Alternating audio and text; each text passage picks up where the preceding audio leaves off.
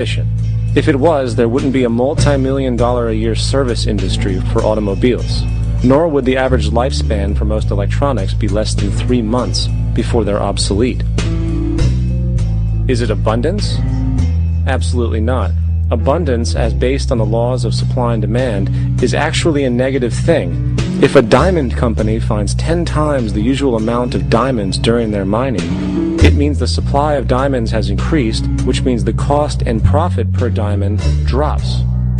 The fact is, efficiency, sustainability, and abundance are enemies of profit. To put it into a word, it is the mechanism of scarcity that increases profits. What is scarcity? Based on keeping products valuable. Slowing up production on oil raises the price.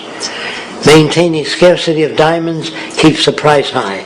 They burn diamonds at the Kimberley diamond mines. They made a carbon that keeps the price up. So then, what does it mean for society when scarcity, either produced naturally or through manipulation, is a beneficial condition for industry?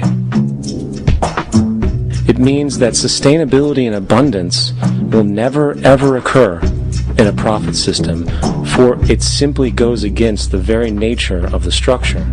Therefore, it is impossible to have a world without war or poverty. It is impossible to continually advance technology to its most efficient and productive states.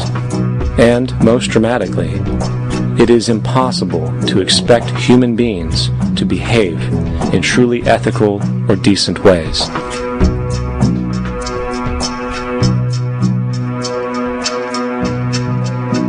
People use the word instinct because they can't account for the behavior.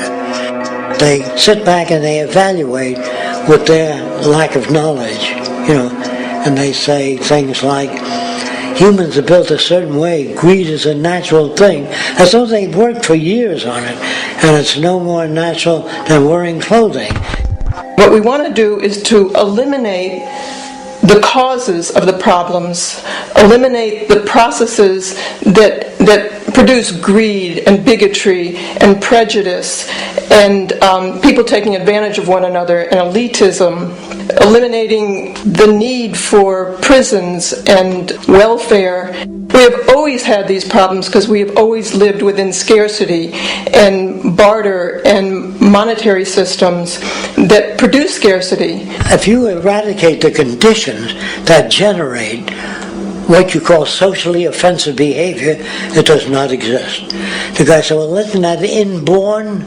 No, it's not. There is no human nature. There's human behavior, and that's always been changed throughout history. You're not born with bigotry and greed and corruption and hatred. You pick that up within the society.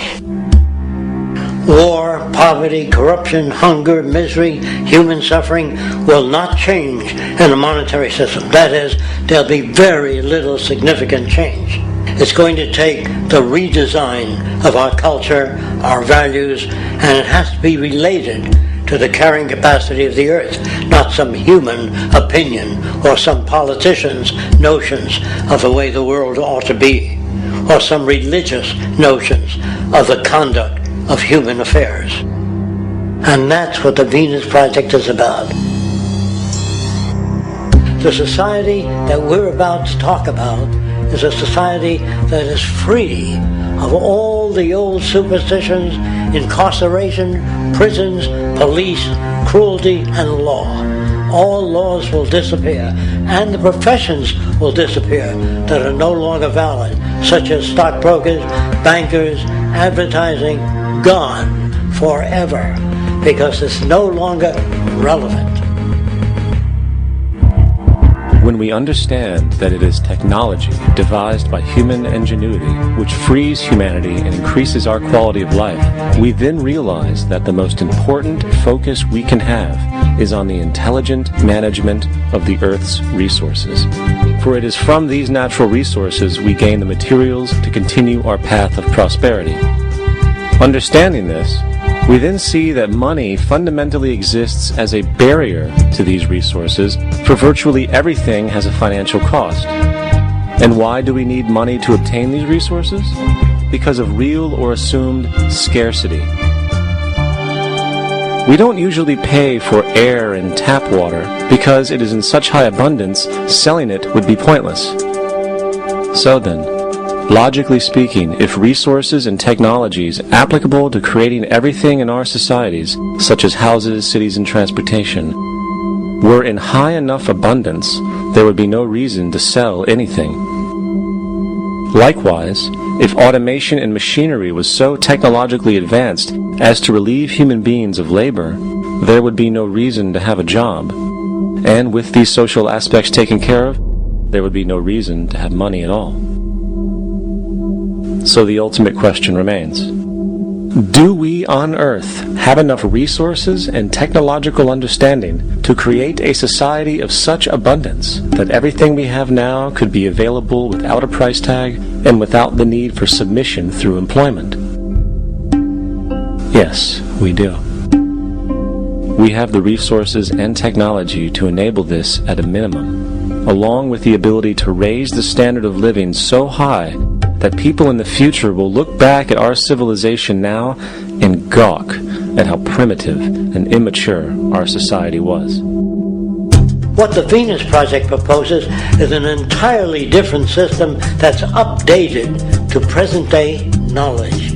We've never given scientists the problem of how do you design a society which would eliminate boring and monotonous jobs, that would eliminate accidents in transportation, that would enable people to have a high standard of living, that would eliminate poisons in our food, that would give us other sources of energy that are clean and efficient. We can do that out there.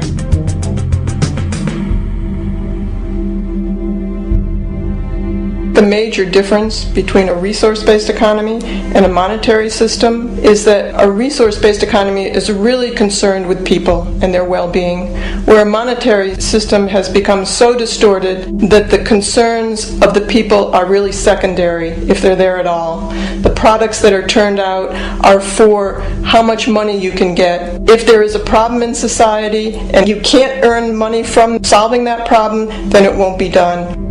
The resource-based economy is really not close to anything that's been tried.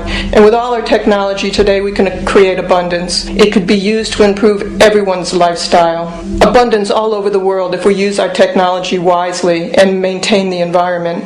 It's a very different system, and it's very hard to talk about because the public is not that well enough informed as to the state of technology.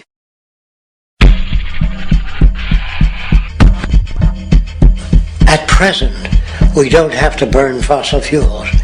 We don't have to use anything that would contaminate the environment. There are many sources of energy available. Alternative energy solutions pushed by the establishment, such as hydrogen, biomass, and even nuclear, are highly insufficient, dangerous, and exist only to perpetuate the profit structure that industry has created. When we look beyond the propaganda and self-serving solutions put forth by the energy companies, we find a seemingly endless stream of clean, abundant, and renewable energy for generating power. Solar and wind energy are well known to the public, but the true potential of these mediums remains unexpressed. Solar energy, derived from the sun, has such abundance that 1 hour of light at high noon contains more energy than what the entire world consumes in a year. If we could capture 1/100% of this energy, the world would never have to use oil, gas, or anything else. The question then is not availability, but the technology to harness it. And there are many advanced mediums today which could accomplish just that, if they were not hindered by the need to compete for market share with the established energy power structures. Then there's wind energy. Wind energy has long been denounced as weak, and due to being location-driven, impractical.